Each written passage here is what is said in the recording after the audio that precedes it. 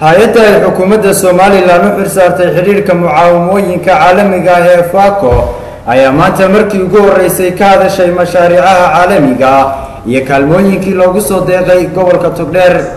Maareeyaha hay-adda xiriirka mucaawimooyinka caalamiga ah ee FACO Yuusuf Garas oo shir jaraa'id ku qabtay magaalada Burco ayaa daboolka ka qaaday in mashaariic badan oo loo yaqaan cuntada degdega ah ee sanadkii dhamaaday ee 2012 ka hirgaleen gobolka Togdheer isla markaana qaar ka socdaan sanadkani. waxaana uu si weyn u amaanay mashruucyada ka hirgalay deegaanada Qoryaal ee Coodan le Waraabeeye, Kalbarre, Xood iyo Maxamed Ugaas oo ka tirsan gobolka Togdheer isagoona inta badan kormeer ku tagay. waxaana uu sarkaalkan ugu baaqay hay'adda WFP oo inta badan gacanta ku haysay mashruucyadan in la xoojiyo lana kordhiyo mashaariicdani.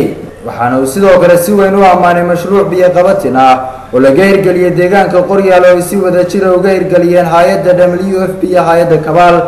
hadafku weyn ee laga leeyahay wuxuu yahay food for week ama food for asset oo ah inay dadku ka helaan shaqeeyana oo wuxuu bedelay wixii loo oran jiray free distribution in cunto bilaash ah dadka la siiyo laakiin dadkeena inay shaqo helaan cuntana helaan baa lagu bedelay. sidoo kalena waxa isla maanta kormeer ku tagay sarkaalkani ka socday hay'adda xiriirka mucaawimooyinka caalamiga ee mashruuc dhirgoyna oo ka socda gudaha madaalka Burco oo ay shaqo abuuris ka heleen in ka badan 3,000 oo qof oo kamida kuwa danyarta ah ee ku dhaqan gudaha magaalada Burco. waxaana warbixin ka siiyay gudoomiyaha ururka Tigaad Nuur Cabdi Xuseen iyo maamulaha madaarka Burco Cabdilaahi Yuusuf Axmed kuwaas oo ka warbixiyay mashruucani ka socda gudaha madaarka Burco.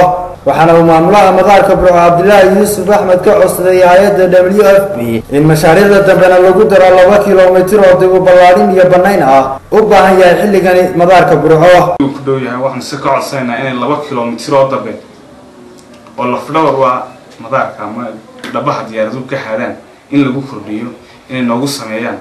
waa markii ugu horeysay hay'adda xiriirka mucaawimooyinka caalamiga ah ee FACO ay dabagal ku samayso mashaariicda ay wadaan hay'adaha caalamiga ah.